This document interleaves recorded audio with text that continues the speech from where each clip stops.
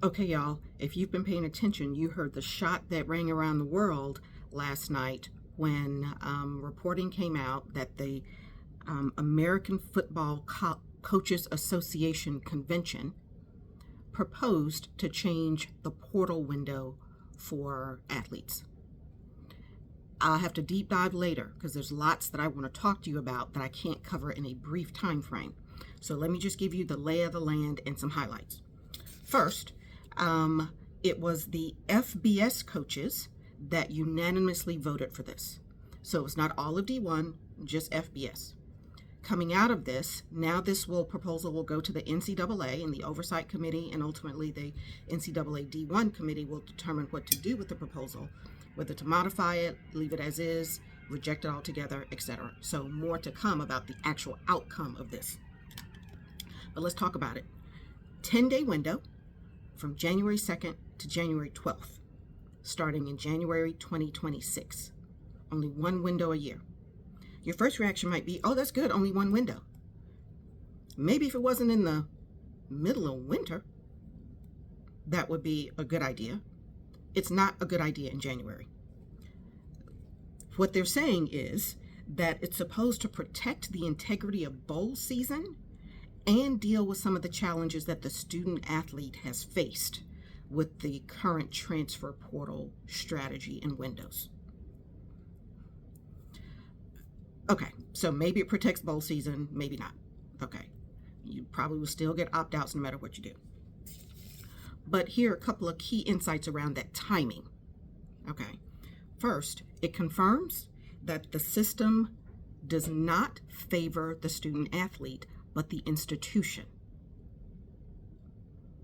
A 10-day window in January, okay, is not spring semester friendly, notwithstanding anything they may say to the contrary.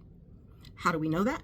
First of all, because we know that the closing of the window closes nothing. It doesn't cease activity.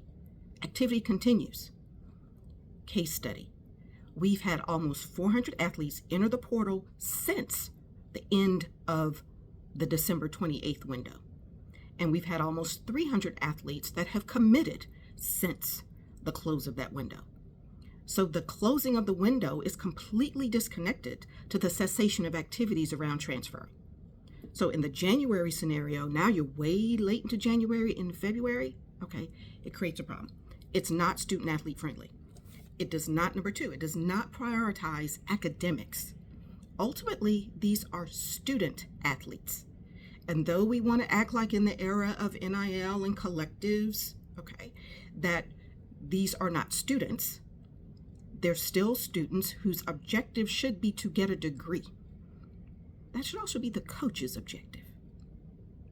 But structuring a window from January 2nd to January 12th, when schools start for spring semester, either the first or second week in January, is counter to having an academic focus or an educational matriculation focus.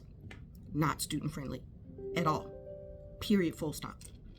Okay. The final thing is the coaches want to have their cake and eat it too. So why do I say that?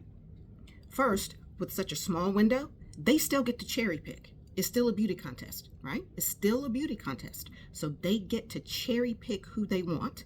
And now they're going to constrain the window, and the athlete is suddenly pressured to make a move quickly because of spring ball. So it favors the coach's cherry picking. It does not leave room for student athletes to survey the landscape. It's not a student athlete friendly proposal.